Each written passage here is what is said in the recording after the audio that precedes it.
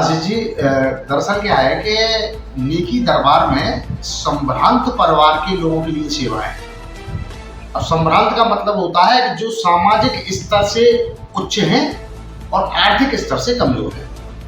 दरअसल क्या है कि जब कोरोना काल था, जब लॉकडाउन लगा हुआ था, तो हमने देखा कि 3 वर्गों में हमारा जो समाज है बटा हुआ था।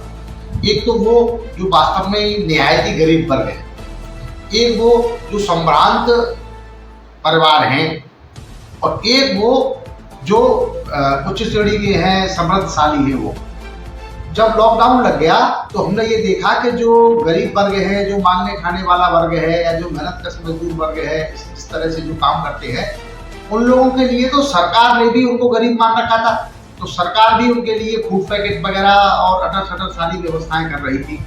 और जो भामाशाह लोग हैं, जो दानदाता लोग हैं, वो भी अपनी गाड़ियों में, ट्रॉलियों में भर करके लाते थे। और जो गरीब वर्ग के लोग हैं, जो मांगने खाने वाले वर्ग के लोग हैं, उनके लिए वो फूड पैकेट दे रहे हैं, खाने को दे रहे हैं, सारी चीजें कर रहे हैं, सारी व्यवस्था कर रहे हैं। हमने ये देखा। अच्छा, जो पैसे वाले समृद्धशाली लोग हैं, वो बाकायदा उनके पास पैसा था और बैकडोर से उनके पास में सारा सामान आ रहा था। भले ही दुकानें बंद थी, मॉल बंद थे, लेकिन उनके पास में सारी खाद्य सामग्री वगैरह जो भी वो चाहते थे वो खरीद के उनके पास में बैकडोर से आ जाती थी। अब दरअसल क्या है, जो एक वर्ग था सम्रांत परिवार, जिसको मैं कह रहा हूँ, यानी कि सम्रांत परिवार जो जरूरतमंद परिवार है। वो कैसे जरूरतमंद थे? जैसे कि किसी के बाप दादों ने मकान दुकान बना के रख दिए, अब उनके पास में कार है, एसी लगे हुए हैं, सब है, तो सरकार ने उनको गरीबी रेखा में नहीं मारा। अब ऐसी पोजीशन में उन परिवारों के लोग जो मुखिया थे, कमाने धमाने वाले थे, वो तो बेचारे स्वर्गवासी हो गए। अब जो बच्चे थे, उनके महंगाई के दौर में नौकरी नहीं लगी, वो छोटा मोटा काम कर रहे हैं, कोई दुकान पे, कोई मेडिकल की शॉप पे, कोई स्कूल पे, कोई कहीं 10, 12, 15, 20 हजार रुपए की या किसी कंपनी में नौकरी कर रहे हैं। अब लॉकडाउन लगने से वो कंपनियां बंद हो गई, स्कूल बंद हो गए, मॉल बंद हो गई, दुकान बंद हो गई, अब उनकी तनख्वाह भी बंद हो गई। अब ऐसे में उन्होंने अपने स्टेटस को बनाए रखने के लिए, और उन्होंने मतलब जो लोन पे कार ले रखी है, या एसी ले रखा है, या मोबाइल ले रखा है, वो अपनी किस्त भी, EMI भी नहीं चुका पा रहे थे। उनके तो रोटी के लाले पड़ गए, क्योंकि राशन नहीं था। वो 10-15 हजार कमाते थे, उसमें जैसे जैसे व्यवस्था कर लेते और अपना स्टेटस मैनेज करके रखते।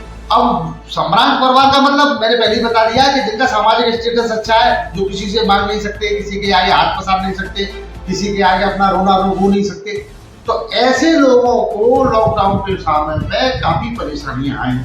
और अभी भी ऐसे जो सम्रांत परिवार के लोग हैं, वो परेशानी और किल्लत झेलते हैं। वो 10 हजार की, 15 हजार की, 20 हजार की नौकरी करते हैं, लेकिन मेहनत करने के बावजूद भी उनके परिवार का पालन नहीं हो पाता है। उनके कभी बच्चे की फीस नहीं भर पाती है, तो कभी EMI नहीं दिल पाती है, तो कभी कोई समस्या है, कभी कोई बीमारी इलाज नहीं हो पाता। तो अपनी जो संस्था है, खास तौर पे ऐसे सम्रांत परिवार के लोगों के सदस्यों के जो समस्या है, उनके समाधान पर काम करती है। उनको मतलब जो है क्या नाम है, सहायता देती है। जैसे किसी के बच्चे की पढ़ाई को मदद है, किसी को कोई साइकिल दिलानी है, किसी को कोई और चीज दिलानी है, किसी को ड्रेस दिलानी है। ऐसे अपन अभी फिलहाल हमारी जो संस्था है, किसी की कोई 10 हजार रुपए तक की समस्या है, 20 हजार रुपए तक की समस्या है, कि 10-20 हजार में यदि उसकी समस्या का समाधान हो जाता है, तो हम उसके लिए मदद करते हैं। नेकी दरबार की तरफ से मदद दी जाती है।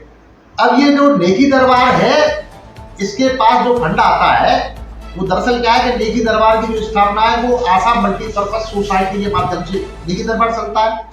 और हमारी बाकायदा रजिस्ट्रेशन संस्था है, और हमारी संस्था के उद्देश्यों में मेंशन है, ये बाकायदा संविधान में मेंशन है कि हम जो क्या नाम है, भामाशाह है या दानदाता है, उनसे पैसा लेते हैं, उनसे पैसा मांगते हैं, और उन लोगों को हम मदद पहुंचाते हैं। दरअसल आपको बता दूं, मैं भरतपुर ही नहीं, भारत ही नहीं, विश्व भर में ये ऐसी पहली संस्था है नेकी दरबार, जो भामाशाह, दानदाता और गरीबों के मध्य में सेतु है। इसके पीछे क्या है, अपन की संस्था का एक उद्देश्य और है, हम जो जिनकी मदद करते हैं, उन लोगों की पहचान को, उनके आत्मसम्मान की बरकरार रखने के लिए गोपनीय रखते हैं। अपन ये नहीं है कि किसी को हमने एक कंबल दिला दिया और उसके बाद में फोटो छाप दिया कि हाँ साहब हमने इसको कंबल दिलाया है, या हमने इसको ड्रेस दिलाई है, या हमने इसको साइकिल दिलाई है। मतलब ऐसा अपन प्रचार नहीं करते। अपन उनकी मदद के लिए दानदाताओं से, भामाशाहों से चंदा सहयोग मांगते हैं, और फिर उनका सहयोग कर देते हैं। अपनी नेकी दरबार में एक तो कॉन्सेप्ट ये चल रहा है। दूसरा कॉन्सेप्ट है अपना सीनियर सिटीजन्स के लिए, वरिष्ठ नागरिकों के लिए। वरिष्ठ नागरिकों के लिए निकी दरबार में अस्थायी रूप से ठहरने की व्यवस्था है। भोजन, पानी, रहने, आवास की सारी व्यवस्था है। यहाँ अच्छी सुरक्षित व्यवस्था कर रखी है, बेड लगा रखे, टीवी लगा रखी है, हमने अच्छी व्यवस्था कर रखी है। हालांकि अभी 2 कमरों में ही अभी व्यवस्था हो पाई है, अभी और कई कमरे हैं। अपने यहाँ जो सेटअप है, 2 मंजिल का मकान है, यहाँ फिलहाल पहली मंजिल में 7 कमरों में निकी दरबार चला रहे हैं। तो एक ये है। और तीसरा क्या है, हमने एक बुक बैंक की स्थापना की है निकी दरबार में, जिसमें जो प्रतियोगी बच्चे होते हैं, जो नौकरी की तैयारियां कर रहे हैं, ऐसे बच्चों के लिए फ्री में, निःशुल्क में अपन निकी दरबार की तरफ से वो पुस्तकें उपलब्ध कराते हैं। अब उसमें भी अपन समाज का ही सहयोग लेते हैं। उसमें क्या है कि जो लोग नौकरी कर चुके, मतलब नौकरी पा चुके हैं, अपनी पढ़ाई पूरी करके नौकरी पा ली उन्होंने, या पढ़ाई पूरी नहीं कर रहे, पढ़ाई कर नहीं रहे हैं वो, अगर उन्होंने तैयारी की थी अपने समय पे और उनकी किताबें, परीक्षा की किताबें हैं, पटवारी की है, बैंक की है, क्लर्क की है, या एनीबॉडी टीचर्स की है, या SSC की है, कैसे में तो UPSC की है, अगर उनके घर पे किताबें रखी हुई हैं या उनको वो रद्दी में बेचना चाहते हैं, तो हम उनसे आग्रह करते हैं कि भाई अपनी किताबों को आप यहाँ निकी दरबार में दान कर जाओ, और जिन बच्चों को, प्रतियोगी परीक्षार्थियों को जरूरत है, वो उन किताबों को अपने यहाँ से ले जा सकते हैं, निःशुल्क, फ्री ऑफ कॉस्ट, कोई चार्ज नहीं है। अच्छा, एक चौथा कॉन्सेप्ट हम शुरू करने जा रहे हैं, जिसमें मौन, ध्यान, योग, साधना, भक्ति शिविर। अब फिलहाल में हम सीनियर सिटीजन के लिए लगाएंगे। शुरुआत 3-3 दिन के शिविरों से करेंगे। जब 3-3 दिन के शिविर पूरे होते जाएंगे, तो उसके बाद में हम उन शिविरों को, जो पुराने साधक हैं, उनके लिए 7-7 दिन का लगाएंगे। दरअसल क्या है कि एक घूटे पर यदि कोई पशु भी बना हो तो वो भी बोर हो जाता है।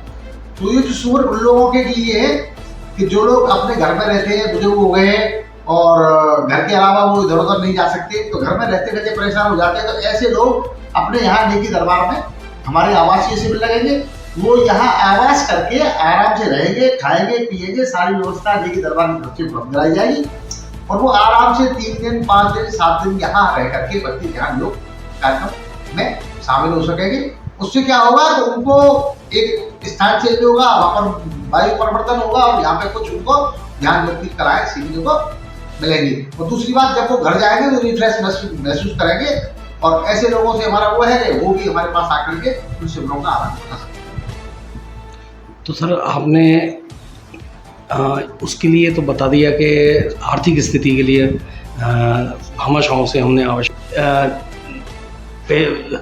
जो वृद्ध हैं उनके लिए जो शिविर लगाए जाएंगे, उसके लिए फंड कैसे आएगा? मतलब अपना तो सारा का सारा जो फंड है हमारा बाकायदा संविधान में मेंशन है। अपन समाज के समृद्धशाली लोगों से अपन उनसे गुहार लगाते हैं, अपन हमारी उनसे अपील है कि वो यहाँ निकी दरबार के लिए जो पैसा डोनेट करेंगे, उस पैसे से अपन चलाते हैं। दरअसल क्या है कि ये पूरी बिल्डिंग है, इससे पहले स्कूल चल रहा था मेरा।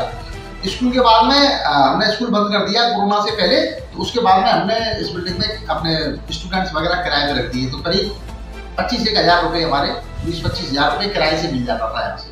लेकिन अपन के हृदय में पहले से ये संत भाव रहा है, हम पहले से ही कहते रहे कि हम 50 साल के हो जाएंगे तो उसके बाद में हम कोई समाज सेवा का, सरकार का काम करेंगे। अब ये बिल्डिंग है, अब हमने इसमें निकी दरबार चालू कर दिया।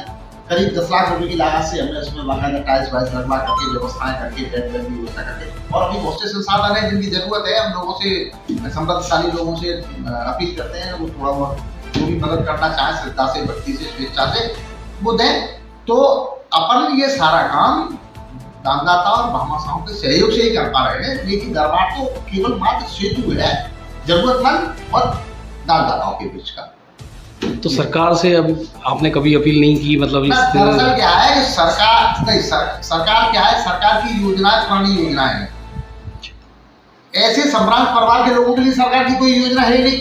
अब सरकार की जो योजना है वो जैसे क्या नाम है, वृद्धाश्रम है, तो वो वैसे लोगों के लिए जो वास्तव में पुअर ऐसे लोग हैं।